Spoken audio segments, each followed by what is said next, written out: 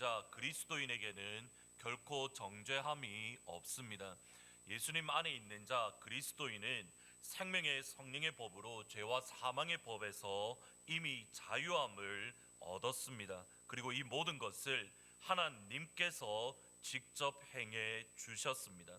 정죄함이 없는 자유의 삶을 예수 안에 있는 성도에게 주신, 그리고 이 모든 것들을 하나님께서 하신 하나님 아버지의 목적이 있습니다. 4절 하반절에 나오듯이 율법의 요구가 우리에게 이루어지기 위함이다. 율법의 요구가 우리 안에서 성취되기 위함입니다. 율법의 요구가 그리스도인들 성도 안에서 이루어지는 하나님의 첫 번째 방법은 성령 하나님을 통한 마음의 변화, 성령 하나님을 통한 생각의 변화입니다. 육신을 따르는 자는 육신의 일을, 영을 따르는 자는 영의 일을 생각하나니, 여기서 생각한다라는 이 단어는 마음에 품다 또는 마음을 정한다라는 뜻입니다. 곧 그리스도인은 마음의 변화를 받은 사람입니다. 그리스도인은 마음을 예수님께만 고정시킨 사람입니다. 우리의 마음의 변화 또는 우리의 생각의 변화, 우리의 마음을 예수님께 고정시킴으로 율법에 요구하는 것을 그리스도인들은 성취할 수 있는 것이 하나님 아버지의 목적입니다. 우리가 율법의 요구를 이루어가는 첫 번째 시작점은 다른 것이 아닌 마음의 변화입니다. 마음의 변화가 그리스도인으로서 또는 예수 믿는 성도에게 이렇게 중요하다라는 것은, 거꾸로 생각을 해보면 원수 마귀가 가장 많은 공격과 유혹을 집중하는 것이 다름 아닌 마음의 변화입니다. 그런데 마귀의 전략 전술 또는 마귀가 그리스도인 성도를 넘어뜨리려고 하는 그러한 새로운 전략 전술 중에 하나가 무엇이냐면 우리의 마음의 변화 또는 우리의 생각의 변화와 연결되어져 있는데, 마귀가 가지는 새로운 전략은 무엇이냐면 마음이면 충분하다라는 생각 또는 마음이면 충분하다라는 유혹을 우리 가운데에 던지는 겁니다. 저희들이 가져야 될 질문은 이겁니다. 정말 하나님께서 원하시는 것은 우리의 마음입니까? 정말 하나님께서 원하시는 것은 마음이면 충분하다라고 우리에게 말씀하고 계십니까? 쉬운 예수는 없다라는 제이슨 미첼이 쓴 책 가운데에 예수님의 생애 가운데 특별히 예수님께서 치유 사역을 하시는 가운데에 중요한 통찰력 하나를 제공을 합니다. 가령 예수님께서 맹인을 고치시는 가운데에 예수님의 모습이 이겁니다. 예수께서 불쌍히 여기사 그들의 눈을 만지시니 곧 보게 되어 예수를 따르더라. 그리고 나병 환자를 고치시는 말씀에 보면 예수께서 불쌍히 여기사 손을 내밀어 그에게 대심에 이르시되 내가 원하노니 깨끗함을 받으라.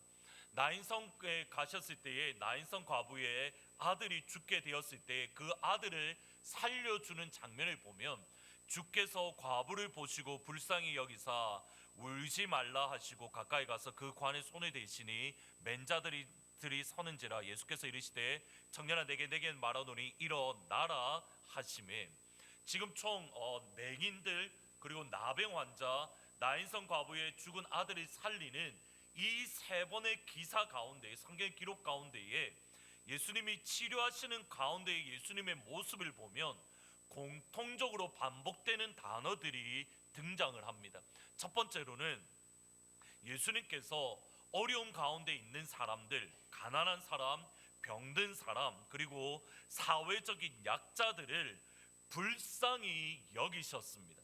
세 번 말씀에 공통적으로 보면 예수께서 불쌍히 여기사, 나병 환자에게도 예수께서 불쌍히 여기사, 나인성 과부를 보시면서 예수께서 과부를 보시고 불쌍히 여기사. 여기서 불쌍히 여기다라는 이 말은 창자 또는 내장이 흔들린다, 움직인다라는 뜻으로 상대방의 마음 또는 상대방의 아픔을 함께 공유하는 모습입니다. 맹인과 나병 환자와 아들을 잃은 나인성의 과부를 예수님께서 보셨을 때에 예수님의 창자가 흔들릴 정도로, 예수님의 내장이 흔들릴 정도로 예수님은 마음 아파하셨습니다. 연약한 지체들의 아픔을 예수님께서 직접 경험을 하신 겁니다. 이것이 불쌍히 여긴다라는 말의 의미입니다. 예수님은 연약한 성도들 또는 가난하고 병든 자들, 사회적인 약자를 바라보시면서 그의 심령 깊은 곳에서 진심으로 그들을 불쌍히 여겨 주셨습니다. 그리고 예수님은 손을 내밀어서 그들을 만져 주셨습니다. 세 번의 기사를 다시 한번 보셔야 됩니다. 예수께서 불쌍히 여기사 그들의 눈을 만지시고, 예수께서 불쌍히 여기사 손을 내어서 그에게 대시며, 나병 환자입니다. 나인성 과부를 보셔야 됩니다. 예수께서 과부를 보시고 불쌍히 여기사 그 관에 손을 대시고 맨자들이 서는지라.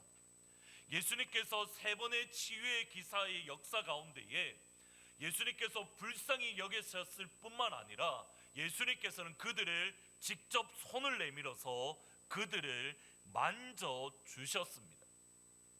오늘 저희들의 시대에 있어서는 예수님께서 만지셨다 그렇게 대수롭지 않은 것이지만, 예수님 시대 당시의 문화적 맥락에서 보면 이것은 엄청난 스캔들입니다. 예수님께서 손을 내밀어 만지신 사람들이 누구입니까? 맹인, 나병 환자, 그리고 죽은 청년의 시체입니다.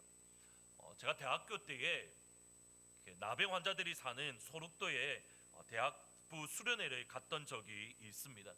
그곳에서 저희들 나병 환자들이 모여서 드리는 예배, 교회당을 빌려서 저희들 그 가운데에서 예배를 드렸는데, 그분들이 저희 그 교회에 계신 어떤 분들은 그렇게 심하지 않은 분들, 병원에 입원하시지 아니하시고 그냥 개인적으로 생활할 수 있는 분들이기 때문에 나병 환자가 그렇게 심하지 않으셨습니다. 그럼에도 그분들이 가운데에는 손이 없으신 분들도 계셨고, 눈이 이그러지고 코가 이그러지고 입이 이그러진 분들이 많이 계셨습니다. 처음에 그곳에 가서 이렇게 그분들하고 악수를, 그때 제가 청년 회장이었던 걸로 기억을 하는데, 그분들하고 악수를 하는데 사실 손을 내밀어서 악수하는 것도 쉽지가 않았고, 그 다음에 악수한 다음에 부끄러운 고백이지만 뒤에 가서 손을 정말 깨끗하게 씻었던 기억이 있습니다. 예수님께서 만지셨던 나병 환자는 단순히 그 정도의 수준이 아닙니다. 얼굴이나 손이나 실제적으로 고름이 많이 흐르는 그러한 사람들입니다. 고름이 흐르는 그들을 향하여 예수님께서 손을 내밀어 그들을 만진다. 결코 쉬운 일이 아닙니다. 이뿐이 아닙니다. 단순히 우리의 감정적으로 쉬운 일이 아닌 뿐만 아니라 구약 율법 말씀에 의하면 짐승이나 죽은 짐승이나 또는 죽은 사람을 만지게 되면 그 사람은 부정한 사람이 됩니다. 나병 환자를 만지는 건 역시 마찬가지입니다. 나병 환자를 만진다라는 것은 그가 부정해지는 자리에 서게 되는 겁니다. 부정해지면 그 즉시로 그날은 예배를 참석할 수가 없게 됩니다. 그리고 부정한 것을 벗어나기 위해서 제사를 따로 드려야 되는데, 제사를 따로 드리기 위해서 저희들이 지난 수요일날 보았듯이 화목제나 번제 같은 것을 드리기 위해서는 정결한 흠이 없는 짐승을 그들의 돈을 내어서 구입을 해야 되는 겁니다. 부정해져서 예배도 드리지 못하고, 예배를 드리기 위해서, 정결하기 위해서 예배를 드리기 위해서 돈을 사용해야만 되는 겁니다. 이 당시에 이들의 부정한 사람들의 손을 내밀어 만진다는 것, 이 시대의 상황으로 볼 때에 결코 쉬운 일이 아닙니다. 그럼에도 예수님은 맹인들과 나병 환자와 죽은 아들을 불쌍히 여기셨고, 불쌍히 여기시는 그 마음에서 그들에게 손을 내밀어 어루만져 주셨습니다. 예수님의 이 모습은 어쩌면 오늘날 저희들이 에이즈 환자를 만진다든지 또는 이 가운데 몸이 고름난 사람들을 우리가 거리낌 없이 만지는 그 모습과 동일합니다. 보셔야 됩니다. 예수님의 이 땅의 삶을 여러분들이 가만히 보시면 예수님은 단 한 번도 마음이면 충분하다, 진실의 마음이면 충분하다라는 모습을 볼 수가 없습니다. 예수님이 그들을 진실로 불쌍히 여기셨습니다. 그 마음이 한치의 거짓이 없으셨습니다. 불쌍히 여기셨던 마음과 더불어서 그들을 향하여 실제로 손을 내밀어 그들을 만져주셨습니다. 더 근본적으로 마음이면 충분하다라고 생각을 한다면 예수님께서 이 땅에 내려오실 이유가 결코 없으십니다. 예수님은 저와 여러분의 사랑하는 마음을 이미 하나님 우편에 계실 때에 이미 저와 여러분을 충분히 사랑하셨습니다. 그럼에도 저희들이 충분히 사랑하는 마음을 가지시고 예수님은 이 땅 가운데 오셔서 사람의 몸을 입으셨고 십자가에서 실제로 죽으셨습니다. 성경 그 어디에도 내가 마음이면 충분하다, 내가 마음을 하나님께 드리면 충분하다, 예수님의 삶은 결코 그렇게 말하지 않습니다. 그럼에도 불구하고 오늘날 저희들의 모습을 보면 어느 순간 저희들의 모습은 이렇게 곧잘 말을 합니다. 마음이면 충분해. 마음을 하나님께 드린다면, 최선을 다했다면 하나님이 그냥 기쁘게 받으셨을 거야. 사업을 하면서, 직장 생활을 하면서 저희들이 주중에 예배 드리는 것이 어렵습니다. 실제로 어렵습니다. 이민 생활을 하시는 가운데에 많은 분들이 새벽 4시, 5시에 일어나서 저녁 5시, 6시, 때로는 7시, 8시까지 일하시는 분들이 많이 계십니다. 결코 쉬운 일이 아닙니다. 그러면서 저희들이 속으로 하는 말이 이겁니다. 지금 하나님, 내 형편으로는 도저히 나갈 수 없는 상황입니다. 그럼에도 불구하고 내 마음은 하나님께 놓여 있습니다. 하나님, 제 마음 아시지요? 하나님, 제 상황을 아시지요? 제가 최선을 다해서 하나님을 섬깁니다. 그러나 하나님, 이것은 너무 어렵습니다. 주님, 내 마음 잘 아시지요? 저희들이 잘 아는 예화가 있습니다. 큰 병으로 갑작스럽게 입원한 성도가 하나님께 열심히 기도를 했습니다. 하나님, 지금 제 마음 아시죠? 하나님, 제 상황 아시죠? 하나님, 지금 제 마음 너무 잘 아시지요? 간절한 마음으로 하나님 앞에 힘을 다해서 기도를 했습니다. 이 간절한 기도에 하나님께서 마음이 불쌍히 여기셔서 그에게 꿈에 찾아가서 그에게 이렇게 말씀하셨습니다. 그래, 내가 너의 마음을 너무 잘 안다. 너도 내 마음 잘 알지? 그리고 그 즉시로 떠나가셨습니다. 우리가 하나님을 향하여 내 마음 아시지요? 라고 하신다면 하나님 역시 너도 내 마음 알지 하고 떠나가시면 어떻게 하실 겁니까? 하나님, 내 마음 너무 잘 아시지요? 라고 우리가 하나님 앞에 기도하고 하나님 향하여 그렇게 말하는데, 만일 하나님께서 여러분이 찾아오셔서 그래, 네 마음 알아, 니도 내 마음 알지? 그리고 우리 삶 가운데 아무런 일을 행하지 않으신다면, 하나님께서 여러분 가운데 찾아오셔서 그래, 내가 너 마음 너무 잘 알아, 니도 내 마음 알지? 그리고 여러분 삶 가운데에 놀라운 기적들과 하나님의 큰 일을 행하지 않으신다면 여러분 어떻게 하시겠습니까? 저의 질문은 이겁니다. 정말 성경이 하나님께 마음만 드린다면, 마음이면 충분하다라고 말씀합니까? 예, 분명히 성경은 하나님은 우리의 중심을 본다라고 분명히 말씀합니다. 그리고 동시에 이렇게 말합니다. 이러므로 그들의 열매로 그들을 알리라. 하나님은 우리의 마음을 분명히 보십니다. 그런데 여러분의 마음은 무엇으로 증명되냐면 여러분의 삶으로 증명되는 겁니다. 여러분의 중심은 무엇으로 증명되냐면 여러분의 행함으로 증명이 되는 겁니다. 여러분의 마음과 여러분의 행동이 다를 수가 없습니다. 우리의 마음이 변한다면 우리의 삶이 변합니다. 예수님의 말씀은 단호합니다. 여러분의 행동이 여러분의 마음입니다. 여러분의 삶이 하나님을 향한 여러분의 마음입니다. 야고보는 분명하게 단호하게 이렇게 선언합니다. 같이 한번 읽어 보시겠습니다. 만일 형제나 자매가 누구든지 그에게 이르되 평안히 가라, 덥게 하라, 배부르게 하라 하며 그 몸에 무슨 유익이 있으리요? 이와 같이 행함이 없는 믿음은 그 자체가 죽은 것이라. 아무리 어려운 사람들을 향하여 네가 덥게 해라, 내가 먹게 해라 하더라도 무슨 소용이 있느냐? 실제로 먹을 것을 주지 아니하고 실제로 입을 것을 주지 아니하면 아무 소용이 없다. 그 다음 표현을 보셔야 됩니다. 행함이 없는 믿음은 그 자체가 죽은 것이라. 하나님의 말씀은 단호합니다. 마음이면 충분하다, 생각이면 충분하다, 긍휼히 여기는 마음이면 충분하다. 성경은 그렇게 말하지 않습니다. 우리가 마음을 품었다면 실제로 행해야 되는 겁니다. 불쌍히 여겼다면 손을 내밀어 실제로 만져주어야 되는 겁니다. 거꾸로 해보겠습니다. 우리가 손을 내밀어 만져주지 않는다고 한다면 우리의 믿음은 죽은 믿음입니다. 우리가 하나님을 사랑한다라고 하면서 하나님 앞에 나와 섬기지 아니하고 예배 드리지 아니하고 하나님이 기뻐하시는 삶을 살지 않는다면 우리의 믿음은 죽은 믿음입니다. 성경은 단호합니다. 성경은 분명합니다. 우리는 이것을 잘못 생각하고 있는 겁니다. 마음이면 충분하다, 생각이면 충분하다. 아니요, 성경은 그 어디에도 그렇게 말하지 않습니다. 우리의 마음이 있는 곳에 우리의 재물이 있다라고, 우리의 재물이 있는 곳에 마음이 있는 것이지 마음이 있는 곳에 재물이 있다 이렇게 말하지 않습니다. 성경은 단호합니다. 여러분의 행동이, 여러분의 삶이 여러분의 믿음을 증명하고 있는 겁니다.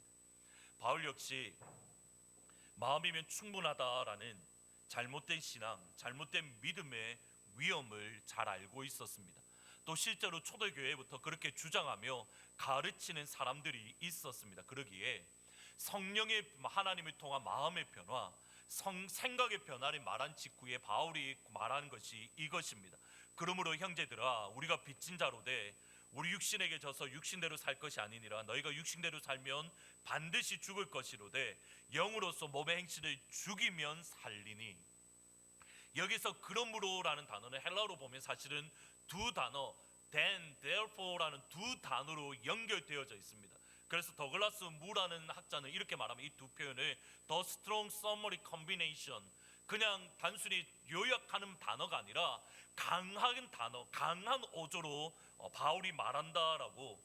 그래서 영어 표현을 굳이 표현하면 listen carefully, therefore라는 단어와 동시에 listen carefully라는 주의해서 들으십시오라고 말하는 것과 같습니다. 연결해서 1장 8장 1절부터 13절까지 연결해서 읽으면 이렇게 표현할 수 있습니다.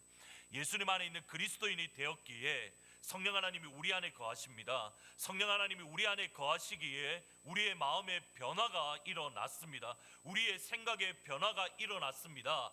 그러므로 집중해서 들으십시오. 우리의 마음의 변화가 일어났기 때문에 육신에게 져서 육신대로 살 것이 아니라 영으로서 몸의 행실을 죽여야 합니다.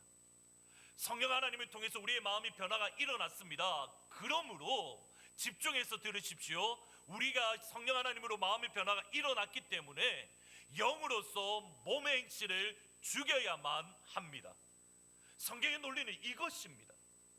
우리의 마음의 변화가 일어났으면 실제적으로 영으로서 육신을 죽이는 삶을 살아야 된다. 바울의 논리는 이것이라는 겁니다. 마음의 변화를 받은 그리스도인은 영으로서 몸의 행실을 죽이는 실제적인 삶을 살아가야 됩니다. 기억하셔야 됩니다. 마음이면 충분한 예수님, 마음이면 충분한 복음은 성경 그 어디에도 없습니다. 연민의 마음, 불쌍의 마음을 가졌으면 손을 내밀어서 그들의 등을 어루만져 주어야 됩니다.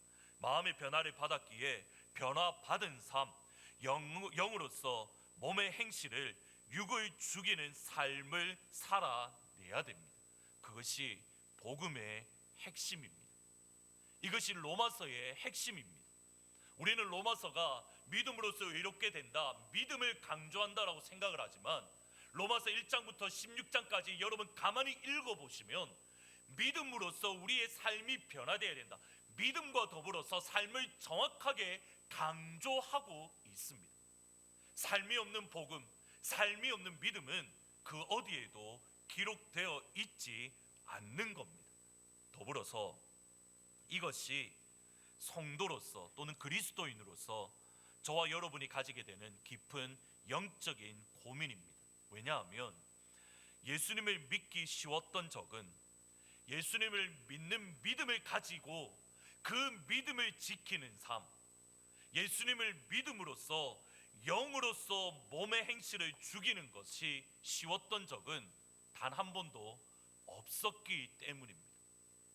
우리가 예수님을 믿었지만 그럼에도 영으로서 몸의 행실을 죽이는 것이 쉬웠던 적은 단 한 번도 이 땅 가운데에 없었습니다. 한동안 아재 판독기라는 것이 유행했습니다. 아저씨라는 말의 약자인데 아재 판독기가 유행을 했습니다. 여러분이 아재인지 아닌지 이렇게 판독을 구분하는 방법입니다. 한번 테스트를 해보겠습니다. 지금 보시는 그 사진은 뭘까요? 007입니다. 이 007 가운데 여러분이 가장 익숙한 007 제임스 본드는 누구입니까? 대부분 이 사람 아니면 이 사람일 겁니다. 제 말 맞죠? 션 코넬리라 이 사람은 제가 누군지 잘 모르는데 이분 아니면 이분입니다. 제가 가장 포밀리한 제임스 본드는 이 사람입니다. 그 말은 여러분이 이 사람이 제임스 본드가 포밀리하다는 말은 여러분은 몇 년대생이라는 뜻일까요? 제가 이 사람이 포밀리하다는 것은 저는 2000년대 이후에 저는 제임스 본드를 봤다라는 뜻입니다. 이분들은 대략 한 1970년, 60년 이때의 제임스 본드입니다. 다른 거를 보이겠습니다. 지금 보시는 것은 이게 아마 삼성 마이마입니다. 이게 파나소닉에서 나온 워크맨입니다. 이거는 그 유명한 소니에서 나온 워크맨입니다. 제가 고등학교 때에 일본에 소니 워크맨 이거를 가진 학생들이 저희 한 700명, 800명 됐는데 한 년에 전체 학교를 통틀어서 한 명 내지 두 명 정말 부자 아이들이 소니 워크맨을 가지고 있었고, 그 다음 좀 잘 산다라고 그 다음 단계의 부자는 파나소닉을 가지고 있었고, 그 다음 좀 평균적으로 산다라는 애들은 삼성을 가지고 있었고, 이렇게 못 사는 애들은 중국에서 나온 파나소닉이 아니라 소닉 이렇게 왜 이상한 그 이름의 그것을 가졌는데, 제 옆에 짝지가 한 날은 요거를 가져온 겁니다. 삼성에서 나온 마이마이 카세트를 가지고 나온 겁니다. 근데 그 마이마이 카세트의 기능이 이렇게 딱 적혀 있습니다. 오토 리버스, 이렇게 거꾸로 돌아가는 기능. 그 다음에 또 하나가 더 있습니다. 돌비 사운드 시스템, 이렇게 중저음이 제공되어진다. 그 친구의 삼성 마이마이를 들으려고 저희 반 아이들이 줄을 서서 그것을 들으려고 했던 기억이 있습니다. 여러분 이것을 보시면서 삼성 마이마이 이거를 보시면서 여러분이 기억이 난다, 여러분이 웃으신다라는 말은 여러분은 역사 속의 한 인물이다라는 뜻입니다. 왜냐하면 제가 지금 보시는 이 그림을 어디서 다운받았냐면 한국 역사관 박물관 홈페이지에서 다운받은 그림입니다. 여러분이 이것을 아신다는 것은 여러분이 이미 역사 속의 인물이라는 뜻입니다. 우리가 어느 순간에 이렇게 옛날이 좋았다라고 생각을 한다면 여러분은 100% 아재입니다. 아재 개그의 핵심이 뭐냐면 이겁니다. 옛날을 그리워하는 마음입니다. 아재 개그가 유행하는 것은 오늘날 한국 사회가 그만큼 살기 어려운, 삶을 살아내기 힘들다라는 뜻입니다. 오늘에 대한 불만이 아재 개그입니다. 질문을 드리겠습니다. 여러분은 오늘이 살기가 좋으십니까? 아니면 옛날 그때가 좋았다라고 생각을 하고 계십니까? 설교 준비를 하다가 옛날이 좋았다라는 이 말에 소위 말하는 아재 개그에 대해서 성경이 한마디 하고 있는 것 여러분 아십니까? 전도서 7장 20절에 보면 이렇게 말을 합니다. 같이 한번 강한 목소리, 큰 목소리로 읽어보시겠습니다. 시작. 옛날이 하지 말라 이렇게 묻는 것은 지혜가 아니니라. 옛날이 좋았다라고 말하는 것은 지혜가 아니니라. 전도서를 기록한 솔로몬이 이렇게 권면하는 이유는 단호합니다. 왜 옛날이 좋았다라고 말하지 말라라고 말하냐면 옛날에도 어려웠고 오늘도 어렵습니다. 옛날에도 죄로 타락했었고 오늘날에도 죄로 타락했습니다. 옛날에도 예수님 믿는 믿음을 지키는 것이 어려웠고 오늘날에도 예수님 믿는 믿음을 지키는 것이 어렵습니다. 영으로서 몸의 행실을 죽이는 것은 옛날에도 어려웠고 오늘날에도 어렵습니다. 예수 믿기 쉬웠던 적은 단 한 번도 없습니다. 가인과 아벨이 추수를 마친 후에 하나님께 각각 예배를 드렸습니다. 하나님께서 아벨의 제사는 받았지만 가인의 제사는 받지 않으셨습니다.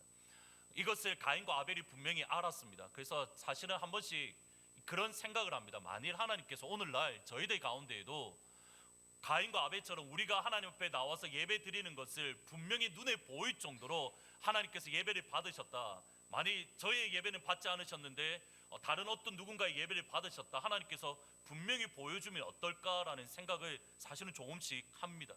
근데 어쨌든 가인의 제사를 받지 아니하시고 아벨의 제사를 받았던 것을 하나님께서 보여주셨고, 이것 때문에 가인은 아벨을 향하여 질투하고 분노했습니다. 근데 여기서 잘 보셔야 됩니다. 하나님께서는 가인을 사랑하셔서 영으로서 몸의 행실을 죽이라고 미리 경고해 주셨습니다.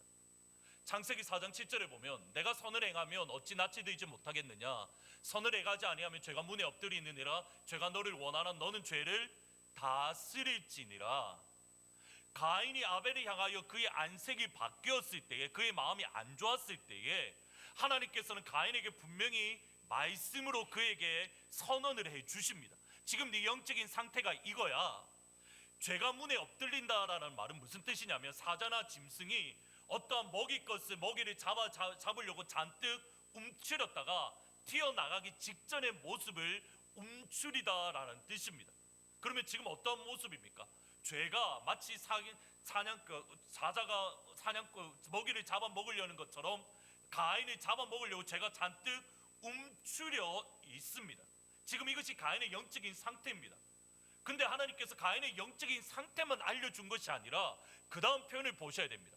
죄가 너를 원하나, 그 다음 표현이 뭡니까? 너는 죄를 다스릴지니라. 영어 성경에 보면 뭐라고 되어 있냐면 But you must subdue, be its master. 이렇게 control이라는 말로도 번역할 수가 있는데, 하나님께서 가인에게 하시는 말씀이 뭐냐면, 지금 네가 죄가 너를 잡아먹으려 하지만 하나님이 하시는 말씀은 아니야. 네가 죄를 다스릴 수 있어. 네가 죄를 정복할 수 있어. 보셔야 됩니다. 저희들은 단순히 가인이 아벨을 죽였다 이 사건만 기억을 하는데, 이 사건이 일어나기 전에 하나님은 가인에게 무엇을 주신 겁니까? 죄를 이길 수 있는 능력을 이미 그 속에 허락해 주신 겁니다. 아무런 일이 없이 그냥 죄를 다스리라고 하신 게 아니라 가인에게 죄를 다스릴 능력을 주셨습니다. 더군다나 하나님께서 직접 나타나셔서 가인에게 말씀을 전해 주셨습니다. 그런데 그 다음 반응이 무엇입니까? 내가 선을 행하면 어찌 낯이 들지 못하겠느냐, 너는 죄를 다스릴지니라. 가인이 그의 아우 아벨에게 말하고 그들이 들에 있을 때에 가인이 그의 아우 아벨을 쳐 죽이니라. 하나님께서 말씀도 주셨고 죄를 다스릴 수 있는 능력을 주셨음에도 불구하고 가인은 곧장 아벨을 죽였습니다.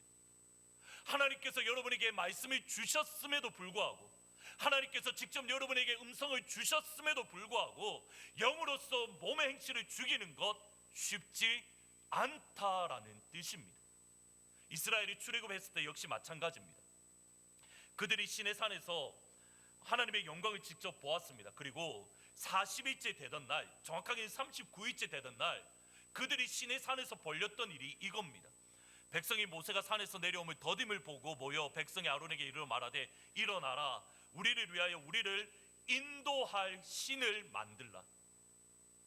지금 무엇을 보고 있냐면 하나님의 영광이 시내산에 가득해 임재 있는 것을 보고 있습니다.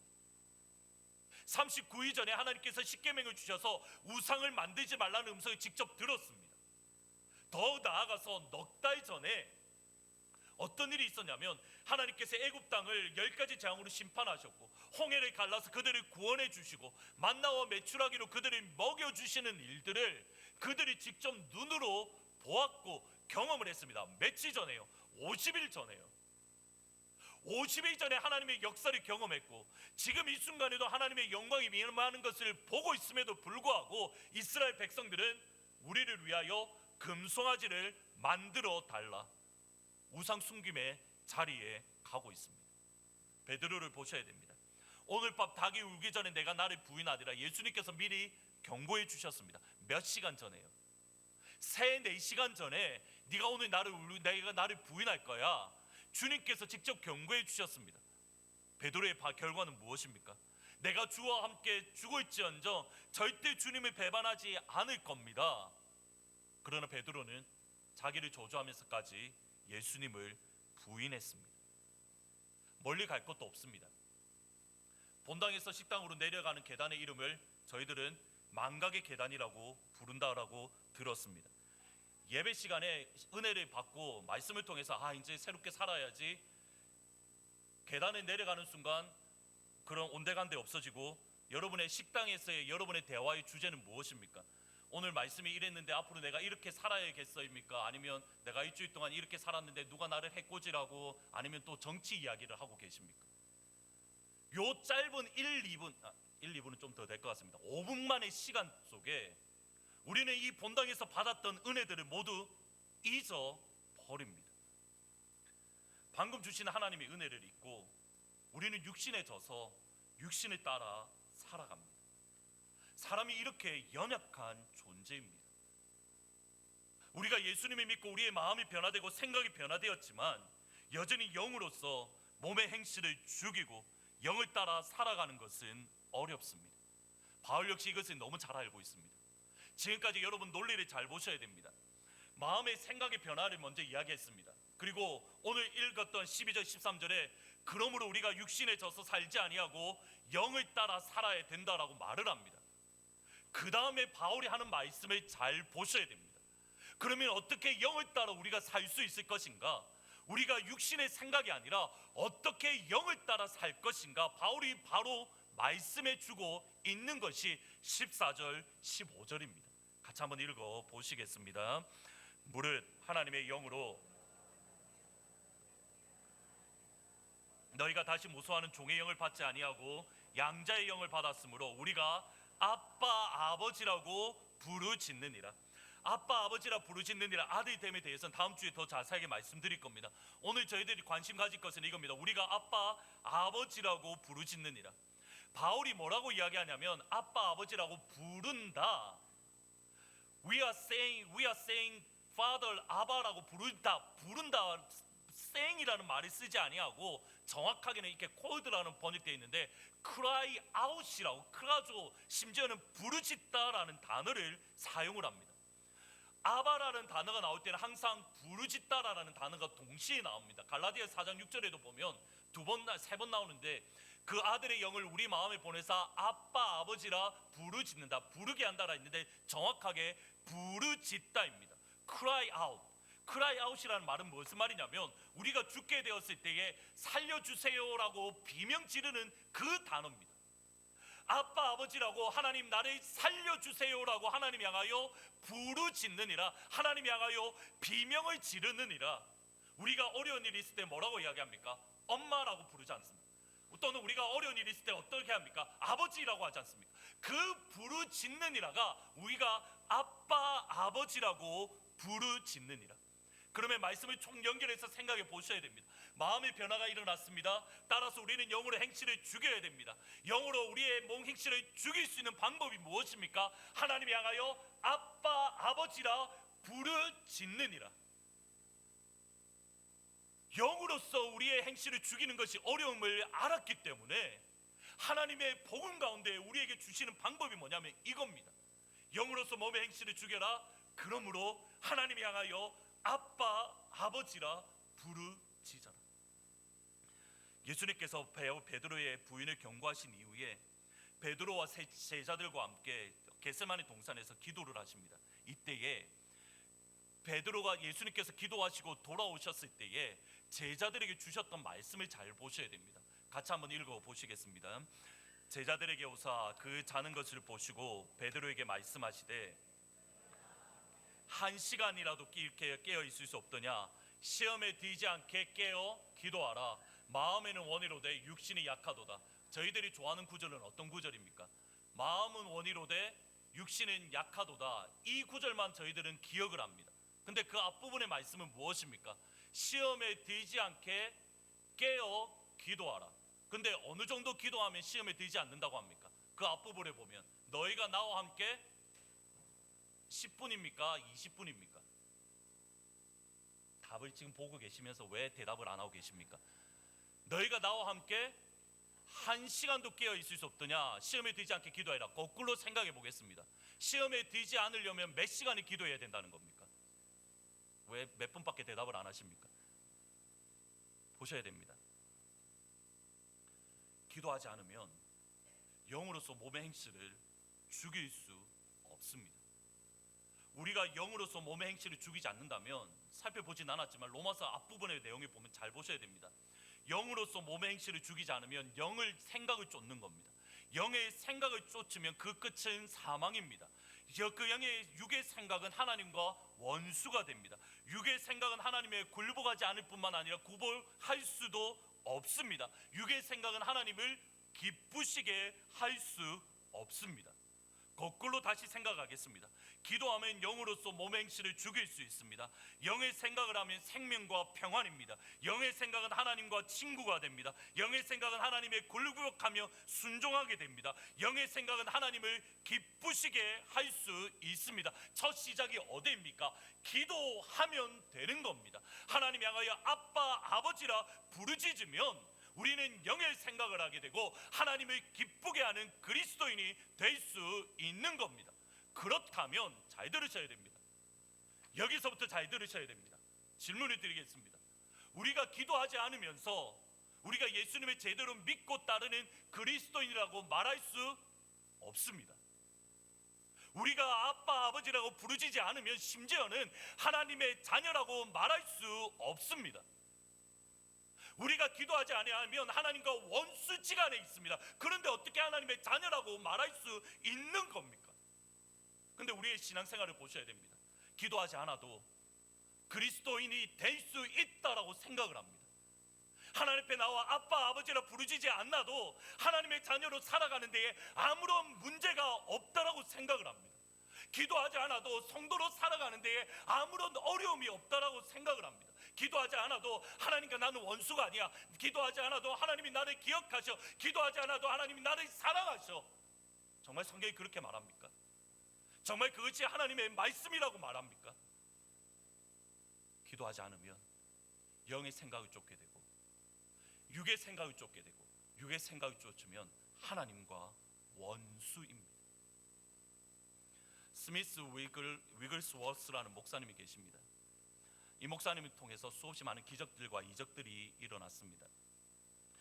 하루는 한 사람이 목사님께 와서 목사님 하루에 얼마만큼 기도하시길래 그렇게 많은 기적들과 이적들이 일어납니까? 라고 질문을 했다고 합니다. 이때 목사님의 대답이 이겁니다. 한 번 기도할 때에 30분 이상 기도한 적이 없습니다. 이것이 참 큰 위로가 되는 것 같습니다. 내가 한 번 앉은 자리에서 나는 30분 이상 기도한 적은 없습니다. 근데 그 다음 말은 부담이 됩니다. 그러나 기도하지 않고 30분 이상 가본 적도 없습니다. 기도할 때 30분 이상 한 적은 없습니다. 그러나 기도하지 않고 30분 이상 가본 적도 없습니다. 이분이 하셨던 말씀, 또 다른 말씀이 뭐가 있는지 아십니까? 다른 목사님이 하셨던 말씀 중에 나는 15분마다 성경을 꼭 읽었습니다. 15분마다 항상 하나님의 말씀을 한 번씩 기억했습니다. 기억하셔야 됩니다. 기도하지 않으면 영으로서 육을 이기는 삶을 살 수가 없습니다.